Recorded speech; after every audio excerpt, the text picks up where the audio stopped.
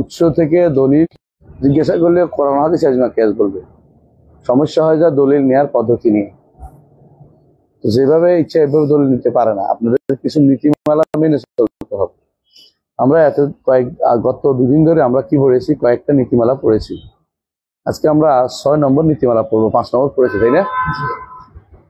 6 নম্বর নীতি হচ্ছে লা তাআরুদা বাইনাল আকল ওয়ান নাকল। কোরআনে কারীম এবং রাসূল হাদিস এটার সাথে বিবেকের কোনো বিরোধ হইতে পারে না। যদি বিরোধ হয় তাহলে বুঝতে হবে যে বিবেকের কমতি আছে। কারণ বিবেক যিনি দাতা তিনি হচ্ছেন আল্লাহ তাআলা। বিবেকের দাতা হচ্ছে আল্লাহ তাআলা। তার বাণী কখনো বিবেক বিরোধী হইতে পারে না। বুঝে আসছে? যদি প্রাথমিক বিবেক বলেন, প্রাথমিক বিবেক একটা আছে, সেটা কি 2 × 2 = 5 হয়, 2 × 2 না 4 হয়? 4। এবং কোরআন এবং সুন্নাতে এমন কোনো কথা নাই যে প্রাথমিক বিবেক বিরোধী। বাদাইল আকল, আকলের শুরুতে যেটা আসে এটাতে বিরোধী এমন কোনো কিছু কেউ করতে পারবে না। কোরআন সুন্নার কোথাও বলা হয় না 2 × 2 = 5 হয়। কথা বুঝছো কিনা? সুতরাং বিবেক বিরোধী হওয়ার নীতিটা অসম্ভব জিনিস, কোনোভাবেই নেই। শর্ত হচ্ছে একটাই, বিবেকটা কার বিবেক দিয়ে কোরআন হাদিস বিচার করবে? কার বিবেক দিয়ে কোরআন হাদিস বিচার করবে? আপনারা ইমাম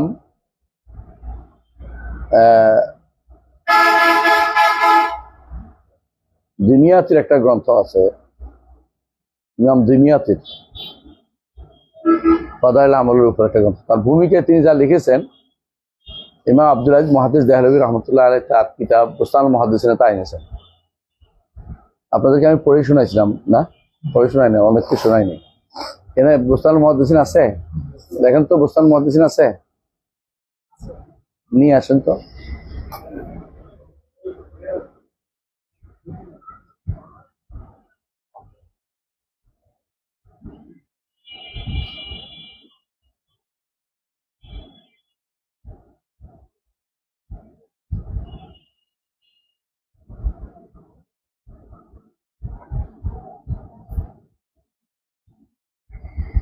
পাইছেন?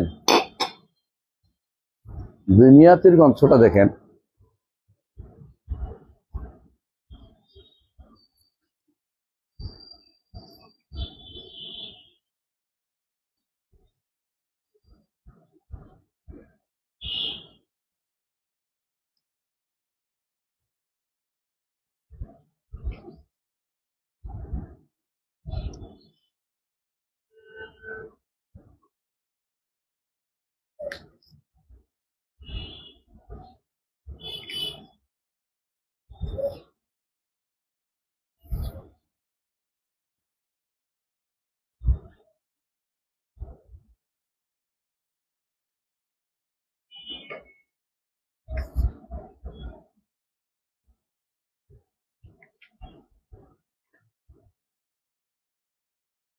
তিনশো 44 পৃষ্ঠা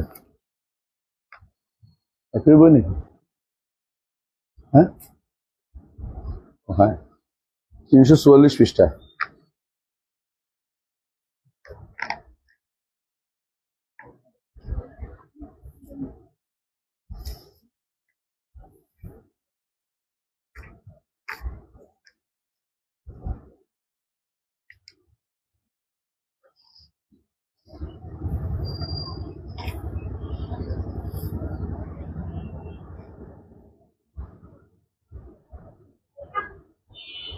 দেখেন কে পড়বেন, জোরে জোরে পড়েন।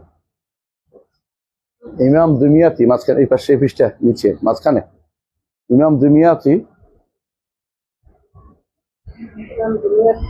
মানবিক শাস্ত্রের প্রচন্ড নিন্দা করেছেন। কারণ মানুষ তখন এই বিদ্যাটির প্রতি প্রচন্ড রকমের চোখে নিমজ্জিত হয়ে গেল। ফলে তিনি সেটার নিন্দার পদ্ধতি অবলম্বন করলেন। তিনি বললেন, তাদের মধ্যে যে খারাপ কাজটি প্রসার লাভ করেছে। মানে ওই সময়ে খুব মান্তিকের খুব ওই কোন সালে এটা দেখছো তো সাল দেওয়া হলো। উপরে আছে, আগে আছে, একটু আগে গেলে অফিসটা দেখবে যে কোন সালে তিনি মারা গেছেন, বিস্তারিত আছে। উপরে উঠো, কি হচ্ছে আগের পৃষ্ঠা তো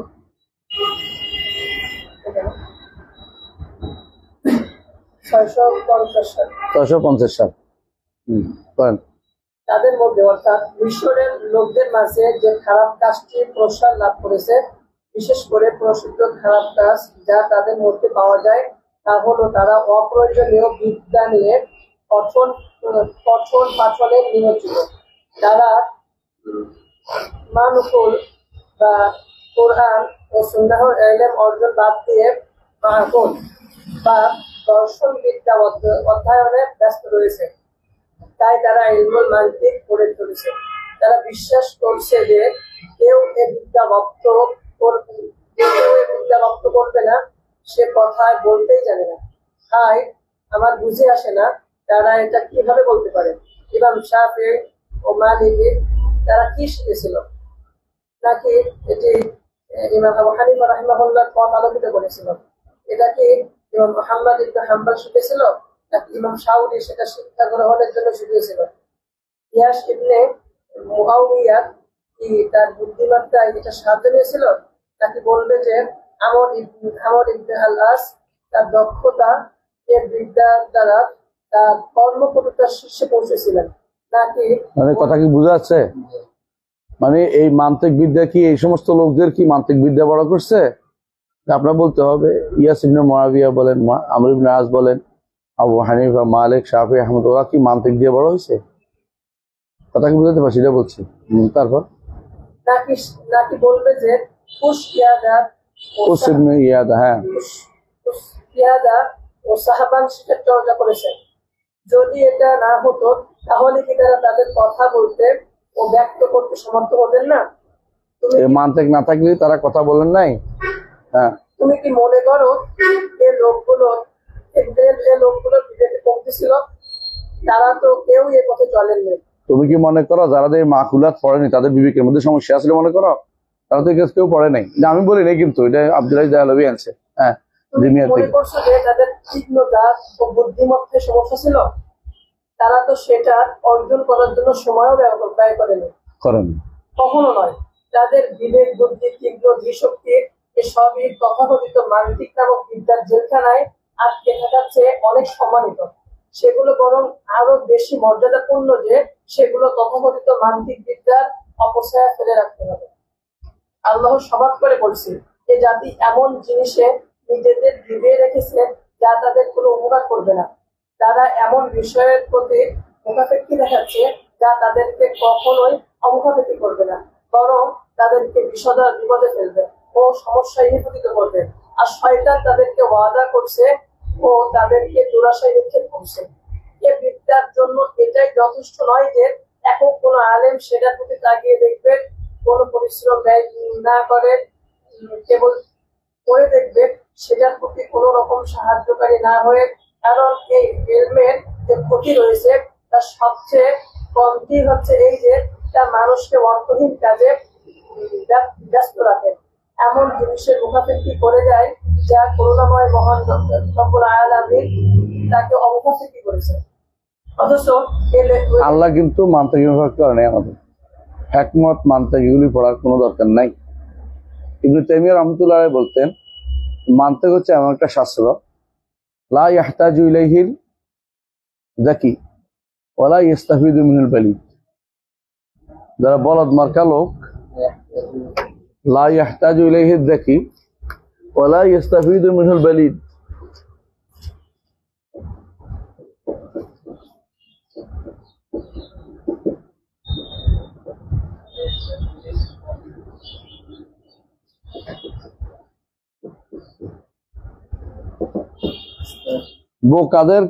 বোকারা এর দ্বারা কোনো উপকৃত হয় না, আর বুদ্ধিমত্তাদের কোনো কাজে লাগে না। তাহলে মাজারের লোক যারা এটা নিয়ে ব্যস্ত থাকবে, এটা যদি কোনো উপকার করে তার উপকার করে না। হ্যাঁ, পড়ো।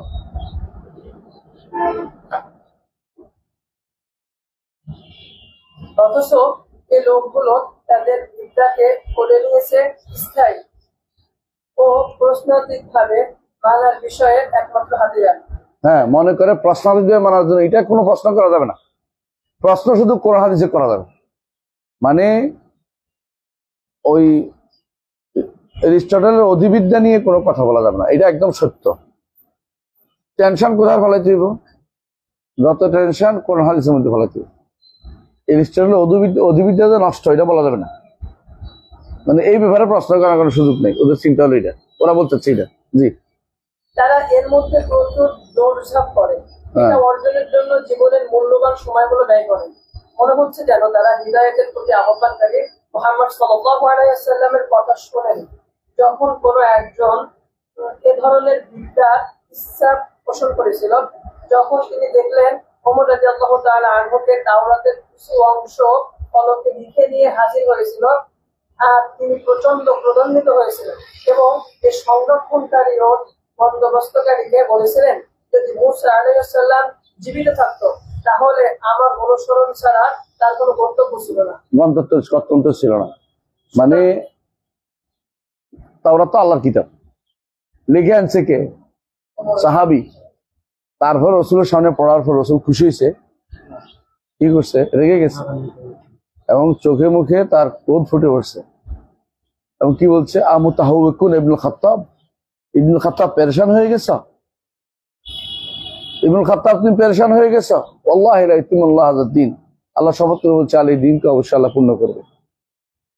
আল্লাহ দিন তো পূর্ণ করছে। ওমরের যুগে ওমর তাওরাত থেকে আনছে, এটা একটা কিতাব, আল্লাহরই কিতাব। তারপরে রসুল অনুমোদন করেন না এখানে ঢুকাইতে।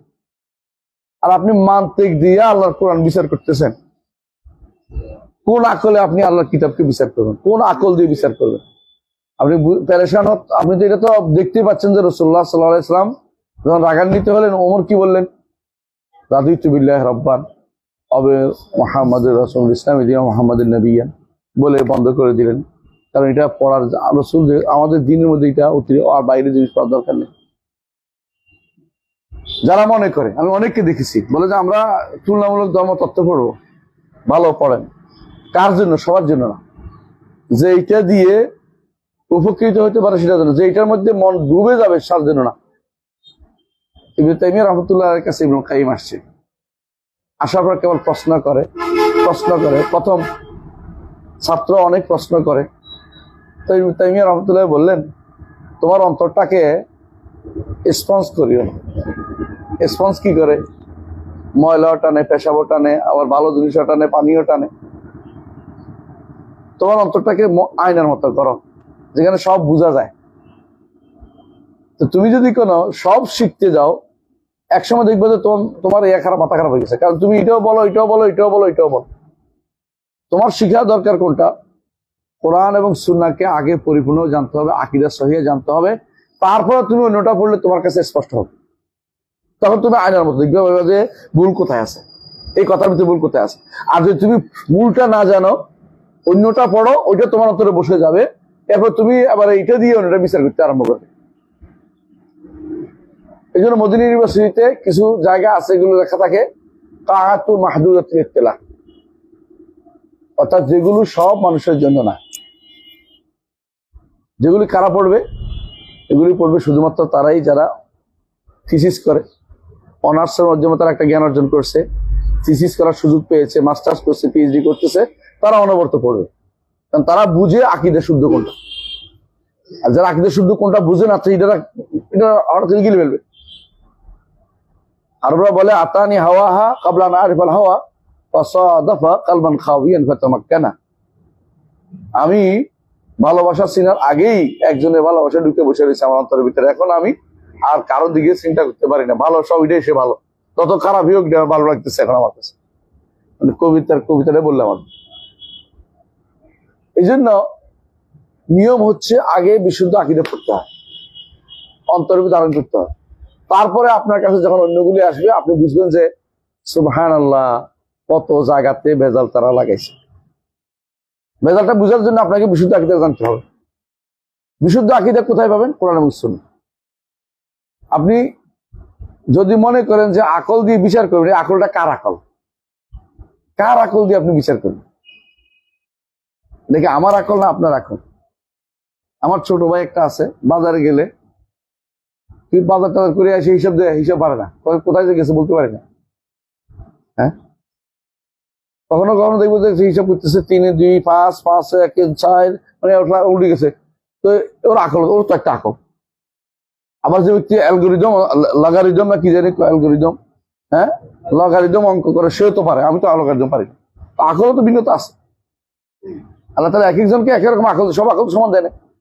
কোন আকল দিয়ে আপনি বিচার করবেন? ইবনে কাইয়িম রাহমাতুল্লাহ আলাইহি বলেন বিআইয়ি আকলিন তুজাল কিতাব ওয়াস সুন্নাহ। কোন আকল দিয়ে কোরআন সুন্নাহকে বিচার করবে তুমি? কোন আকল দিয়ে কোরআন সুন্নাহকে বিচার করবে? কার আকল দিয়ে? তুমি যে বলো যে তাহারুদ হয় আকলে আর নকলে, এটা মিথ্যা কথা। আকল আর নকলে কোনো তাহারুদ হইতে পারে না। হয় আকল যদি কাচরি হয়, হ্যাঁ আকল যদি কাচরি হয়, অকাট্য হয়, এটার বিরুদ্ধে কোরআন সুন্নাতে কোনো সহিহ হাদিস, কোরআন এবং সহিহ সুন্নাতে কোনো কিছু নেই। কথা বুঝছেন? যদি এমন কিছু থাকতে পারে যেটা আপনার মাথায় ধরে না, আপনার মাথায় না ধরলে জিনিসটা কি নয়, নাই এমনটা বলা যাবে না। অনেক মানুষের মাথায় ধরে না বিমান কেমনে উড়ে। প্রথম যখন টেলিফোন আবিষ্কার হয়েছে, মানুষ কিন্তু জিনে কইয়া দেয় না, এটা কেমনে কয়, এটা কেমনে যায়। আমার বন্ধুরা বলতো আফ্রিকাতে, ওরা বলতো নিশ্চয়ই জিন লাগাইছে, এই খবর কেমনে এখানে পাইলো, জিনে ওরা খবর দিয়েছে কেমনে, কাগজের ভিতরে কেমনে। বাস্তবতা হচ্ছে বলা যায়, আকলে ধরে না বলেই তো নাই হয়ে যায় না। তোমার আকলে ধরে নাই, আর বুদ্ধিমত্তার আকল যে তার বুদ্ধিমা আকল ধরছে, কারণ আকল দিয়ে তুমি কোরআন হাদিস বিচার করবে। এরপরে কি হয়েছে? সুতরাং সেখানে কোনো ওজনই কাজে আসেনি, অথচ সেটা ছিল এমন কিতাব যা মুসা আলাইহিস সালাতু ওয়াস সালাম নিয়ে এসেছিলেন আমল হিসেবে। তাহলে সে গ্রন্থ অর্থাৎ বিদ্যা সম্পর্কে কি ধারণা করা যেতে পারে যা প্রমাণ করেছে শিরকের অন্ধকারে বিচরণকারী ওসব বুঝছেননি? মানে বলতে চাচ্ছে এটাই যে যেটা আল্লাহর কিতাব আনছে মুসা, নূর হিসাবে, হেদায়েত হিসাবে আল্লাহ কোরআন বলছে হুদা ওয়া নূর, ফি হুদা ওয়া নূর, তাই না? তাওরাতের মধ্যে বলছে, সেটার মধ্যে রাসূল নিষেধ করেছিল পড়তে, দেখছেন তো? এবং এটা পর রেগে গিয়েছেন যে তুমি এটা পড়ে কি করবা, কেন এটা প্রচার করতেছো? তাহলে ওই কিতাবের কি অবস্থা, যে কিতাবগুলি লেখছে যারা শিরকের ভিতরে ডুবে আছে? ওরা কারা? দার্শনিকরা, এরিস্টটল, নাস্তিক, আর প্লেটোর মতো কবর পূজারি মাজারি, আর ইয়ার মতো থলেসের মতো কারা শিরকারী। তো থলেস বলেন বা প্লেটো বলেন বা সক্রেটিস বলেন, বা এরা কিন্তু সবগুলি কিন্তু কোনোদিন ইমানের কোনো আশা কোনোদিন পায়নি। বিবেক দিয়ে চলতো, প্রত্যেকের বিবেকে আলাদা আলাদা, কারোর বিবেকের সাথে কারো মিল নেই। থলেস একটা বলেছে, পিথাগোরাস একটা বলেছে, তারপরে সক্রেটিস একটা বলছে, তার ছাত্র প্লেটো একটা বলছে, তার ছাত্র এরিস্টটল আরেকটা বলছে, তার ছাত্র আলেকজান্ডার আরেকটা বলছে। কারো কারো কোনো মিল নেই, কারণ অথচ নবীরা যুগ যুগ ধরে এক কথা বলছে, এটা হক ছিল। নবীরা সবাই আসে কি বলতো, ইয়া কওম ইবুদুল্লাহ মা লাকুম মিন ইলাহিন গায়রুহু, এটা হক ছিল। সুতরাং এই জন্য এক কথাই সবাই হকের উপর থাকে। এটা বাতিল কখনো তার সঠিক তাসাউদ দিতে পারে না, এই জন্য ভিন্ন ভিন্ন চলে। হ্যাঁ, পড়েন চেষ্টা। তাহলে সে গ্রন্থ সম্পর্কে কি ধারণা করা যেতে পারে যা প্রমাণ করেছে শিরকের অন্ধকারের বিচরণকারী মুসলমান ব্যক্তিগণ, যাতে তারা মিথ্যা ও অপবাদী শুধু আরোপ করেছে। হায় আফসোস সেসব বিনষ্ট উদ্ভ্রান্ত বিবেকদের জন্য যারা দর্শনের পথভ্রষ্ট সমুদ্রে ডুবে আছে। শেষ, আমার দরকার নেই। এটা ইমাম দিমিয়াতির বক্তব্য, আমার নিজের না। এবং আনছে কে? আব্দুল আজিজ মুহাদ্দিস দেহলভী রহমতুল্লাহ আলাইহি। তিনি বুঝাতে চাচ্ছেন যে এইগুলি দিয়া দিনের ক্ষতি ছাড়া কোনো উপকার কোনোদিন হয়নি। এটি বিরোধিতা প্রথম করছিলেন ইমাম আব্দুল আজিজ দেহলভী। ওনাকেই ওলিউল্লাহ দেহলভী রহমতুল্লাহ, ওনাকেই তারা অপাঙ্ক্ত ঘোষণা করছে তখনকার সময়, যে এই লোকে তো সব বদলাই ফেলবে, এই লোকে সব বদলাই ফেলবে। উনি হাদিস নিয়ে আসছে এই উপমহাদেশ, ওই এলাকায়। আগে তারা শুধু ফেকার মাসলায় পড়তো, হাদিস পড়তো না। ওনার উপর দিয়ে একটা ঝড় গেছে। এই দেহলভী পরিবার যেই নীতিতে চলে, হাদিসের পরিবার, তার নীতির উপর চলে। তারা মাঝহাব বিরোধিতা করে, কিন্তু হাদিসটাকে তারা চেষ্টা করছে প্রোভাইড করতে। হাদিসটাকে তারা সব জায়গাতে হাদিস ভিত্তিক শেষ করার চেষ্টা করেছে, এবং আকীদা মানহাজ পরিবর্তন তারা কত এদেশে পথিকৃত ছিল। এইটা একটা পড়লেন। আরেকটা আমাদের একটা বই আছে, ওটা একটু পড়ি, তাহলে বুঝবেন ভালো। ইয়ার বইটা, এই আমাদের একটা বই আছে না, হাদিস বিশ্বকোষ প্রথম খণ্ড, আছে না? একটু পড়ে নেন, মনে থাকবে, কারণ আপনারা তো পড়ছেন, আপনাদের মনে থাকবে না আপনাদের। আমি পড়াই দিই, প্রথম খণ্ড। হ্যাঁ, হারাই ফেললে তো হবি না। আচ্ছা, আসেন, পাইছেন ওইটাই। হ্যাঁ, ইমাম ইবনে কাইয়িম রাহমাতুল্লাহ আলাইহি, ইমাম ইবনে তাইমিয়া আরেকটা কথা বলেছেন, মনে রাখবেন সবসময়। তিনি বলেছেন, মান্তিক হচ্ছে লাহমু জামালিন গাসিন, লাহমু জামালিন গাসিন। পাইছো? লাহমু জামালিন গাসিন আলা জাবালিন ওয়াইরিন ফালা সাহলা ফায়ুতাকা ওয়ালা সামিনা ফায়ুনতাকা। কিন্তু পড়ছেন, তাই না?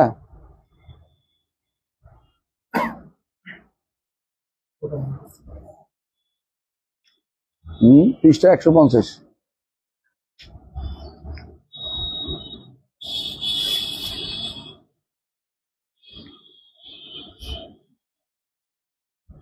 এই পৃষ্ঠাগুলি অবশ্যই পড়বেন। আপনারা পড়ছেন এটা? কে কি পড়ছেন? কেউ পড়েন নাই? পড়ছেন? এই দেখেন, এখানে কিন্তু স্পষ্ট উল্লেখ আছে, যারা দেখেন, হ্যাঁ, সুন্নাহর আগে অনুমিত হওয়া সম্ভব। প্রথমে আসেন যারা বিরোধ বলছে। আমরা বিশাল করে আলোচনা করছি, খুব কষ্ট হয়েছে এটা করতে।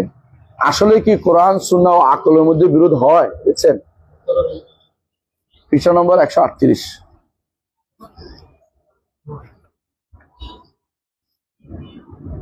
একেবারে এটা লম্বা আলোচনা করছি, এবং বইটা আপনারা পড়বেন, পড়ে আপনার প্রয়োজনে একটা সংক্ষিপ্ত সার উল্লেখ করবেন আমার জন্য। লম্বা করার দরকার নেই। দেখি 1 পৃষ্ঠায় পারবেন কিনা, এটা জরুরি। এটা আপনাদেরকে আগামী সপ্তাহ পর্যন্ত সময় দিলাম। কতদূর পড়বেন আমি বলে দিচ্ছি। আমি অন্য পড়বো না, কারণ সময় আছে। পড়ে তারপরে নির্ধারণ করবেন সেটা কি।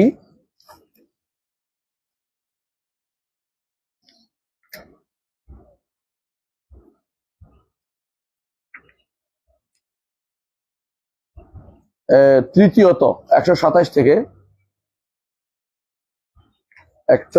থেকে এটুকু অবশ্যই পড়বেন। 127 থেকে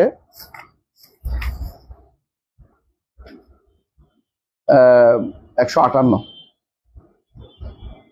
127 থেকে 158, বুঝলেন? 127 থেকে 158 এটা অবশ্যই পড়তে হবে। হ্যাঁ, কম বছর আগে কিন্তু। হ্যাঁ,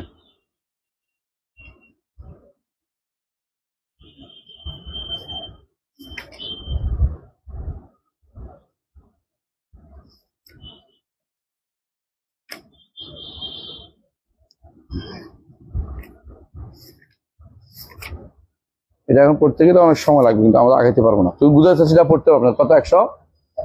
158 প্রত্যেকে পড়বেন। পড়ে কি কি ভুল আছে একটু আমার ধরাই দিবেন, কারণ অনেক সব ভুল থাকতেও পারে, স্বভাবত। একটু গভীর দৃষ্টিতে পড়বেন, ভুলগুলো বের করা দরকার। সেটা একটু পড়ে ফেলবেন, কেমন? পড়ে একটু ভুলগুলি সংশোধন দরকার আছে, আপনার একটু ভালো করে পড়বেন, কেমন? এবং সংক্ষেপ করে ফেলবেন, প্রয়োজন নোট করে ফেলবেন 1 পৃষ্ঠা 2 পৃষ্ঠার মধ্যে। হ্যাঁ, তাতে কেউ জিজ্ঞাসা করে বলতে পারেন। তবে মনে রাখবেন, ইবনে কাইয়িম রাহমাতুল্লাহ আলাইহি বিস্তারিত বলছে তার বইয়ের মধ্যে, যে কোন আকল দিয়ে বিচার করবো ইবনে তাইমিয়ার কোরআন সুন্নাহ। এটা কি ইবনে রুশদের আকল দিয়ে, না ইবনে সিনার আকল দিয়ে, না এরিস্টটলের আকল দিয়ে? কার আকল দিয়ে কোরআন সুন্নাহ বিচার করবো? আমি বিচার করতে যাচ্ছি। তবে আমরা দেখতে পাই কোরআন এবং সুন্নাহর মধ্যে কোনো বিরোধ নাই। এখন বলতে পারেন, আকলের মাধ্যমে, আকল দিয়েই তো আমি কোরআন বুঝছি, তাহলে আকল আসল? অনেকে এটা বলে। তোমার আমি এটা উদাহরণ দিয়ে থাকি, এর মধ্যে উদাহরণ আছে, দেখবেন। আকল যে আসল না, আসল হচ্ছে প্রাথমিক আকলটা হচ্ছে আসল, প্রাথমিক, কিন্তু শেষটা আকল দিয়ে চলে না। তো উদাহরণ দেই তো বুঝবেন সেটা কি। আপনার বাবা অসুস্থ, পেট খারাপ, রিক্সাওয়ালারা বললেন যে উঠে আসা যে ভাই আমাকে একটা ডাক্তারের কাছে নিয়ে যাও, আমার বাবা অসুস্থ, তারা নিয়ে যাচ্ছি। রিক্সাওয়ালা বললেন সাবধান, পানি টানি খাওয়াবেন না। রিক্সাওয়ালা বসে রয়েছে, ডাক্তার বলে দিচ্ছে বেশি করে পানি খাওয়াবে, বুঝছেন। এখন আমি আসার পরে ডাক্তার কি বলছে রিক্সাওয়ালা জিজ্ঞাসা করতেছে, আপনি বললেন যে ডাক্তার বলছে বেশি করে পানি খাওয়াইতে, বলছে আপনি এটা মানতে পারবেন না, কারণ আমি তো আপনার পথ দেখাচ্ছি ডাক্তার, এই ডাক্তারের কথা আমি বলছি, আপনি এটার বিপরীতটা করতে পারেন না, গ্রহণ করা হবে। প্রাথমিক কাজ করতে পারে কে? বিবেকে, কিন্তু লাস্ট কাজ বিবেকের কাজ নয়, কারণ লাস্ট কাজের জন্য আরো লোক আছে, অভিজ্ঞ জিনিস রয়েছে। অনেকের বিবেকে আছে, কোন কোন দেশে কেউ আসলে থুতু দিয়া তারে অভ্যর্থ লজা না, আর আপনার দেশে থুতু দিলে কেউ বাবারে বাবা, ওর বাড়িতে জীবনে যাবো না, তাই না? কোন কোন দেশে চিটাং গেলে আপনাকে কইব এমন এক কথা গালি দিয়ে শুরু করে, হ্যাঁ, অমুকের উপর একটা খারাপ একটা কথা দিয়ে। তো আপনার দেশে এটা কইলে আপনারা জীবনে আর ওর বাইরে যাবো না, কত বড় বেয়াদব আমাকে গালি দিয়ে শুরু করছে। বিবেক বেশ কম রে ভাই, ওখানে এক বিবেক আরেক বিবেক। হ্যাঁ, বরিশালের মানুষ যদি কোনো মেয়েদের মা বললে ঠিক আছে, তোর বাপে কোনদিন আমার বিয়ে করলো, তুই মা বলিস?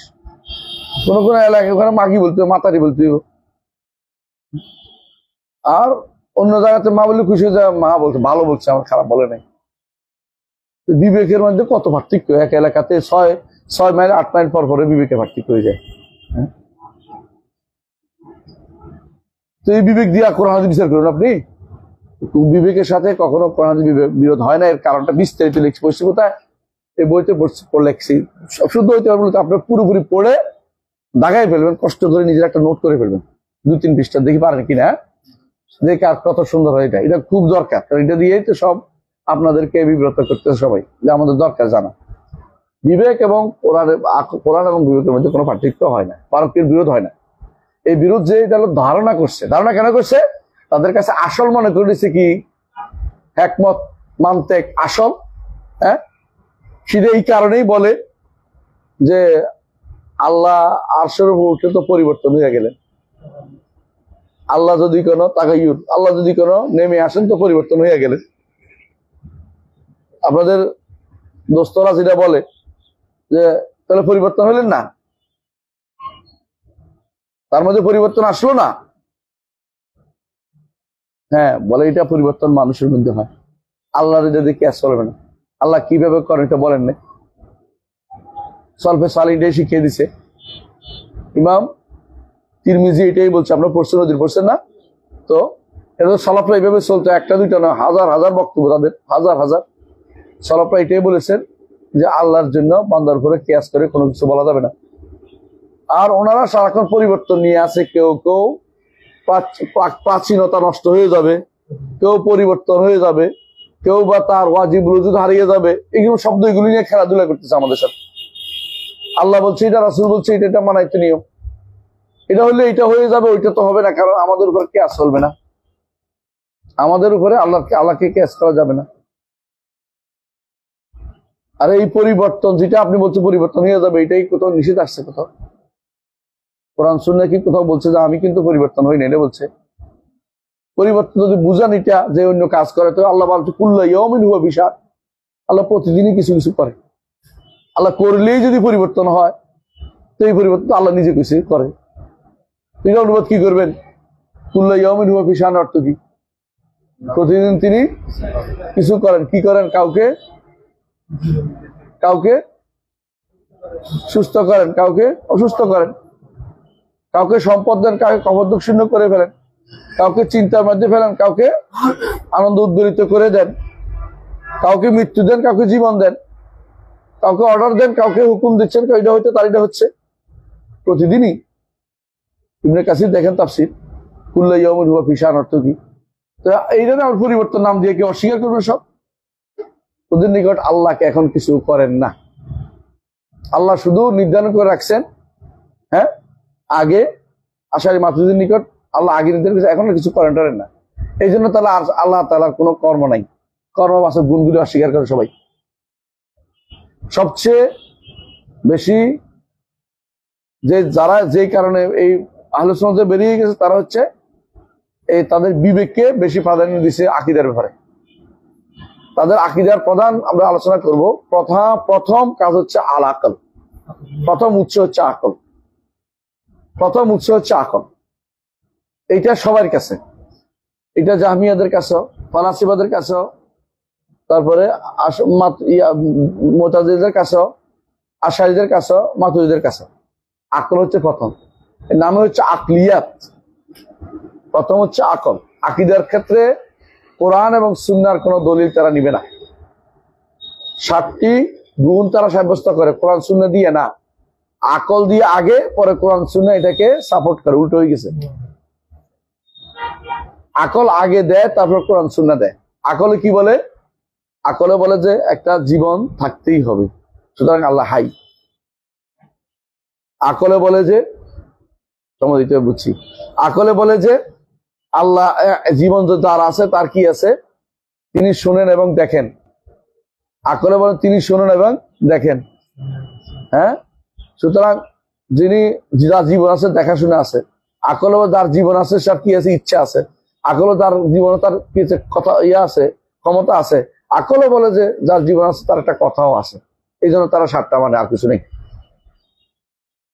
আকল দিয়ে সাব্যস্ত করছে। এরপরে তারা কি করে, এগুলি কোরআনও আছে, কোরআন তো অন্যগুলি আছে, ওগুলি কি করবে? এগুলি আকলে ধরে না। তোর আকল না ধরলে বাঁচ যাবে কেন? তোমার আকলের সমস্যা, আমাদের আকল এটা ধরে। ইবনে তাইমিয়া গতবার তাদমুরিয়ার মধ্যে বিস্তারিত আলোচনা করেছে। তো আজ আলাকুল্লি হাল আমরা এই বিষয়টা একটু বিস্তারিত পড়বেন, বুঝে আসছে যে কোন বই থেকে? হ্যাঁ, প্রথম খণ্ডের 127 থেকে 158 পর্যন্ত আপনারা ভালো করে পড়বেন, একটু কষ্ট করে পড়বেন, বিস্তারিত কয়েকবার করে পড়বেন, যাতে করে এটা অন্তরে বসে যায়। খুবই দরকার, কারণ এই জায়গা দিয়ে আপনি সারাদিন আপনাকে বিভ্রান্ত করা হবে। তো আজকের মতো এখানে শেখ, আপনাদের কাজ আছে বলে শুনলাম। সুবহানাকাল্লাহি ওয়া বিহামদিকা, আশহাদু আল্লা ইলাহা ইল্লা আনতা, আস্তাগফিরুকা ওয়া আতুবু ইলাইক। আসসালামু আলাইকুম ওয়া রাহমাতুল্লাহি ওয়া বারাকাতুহু।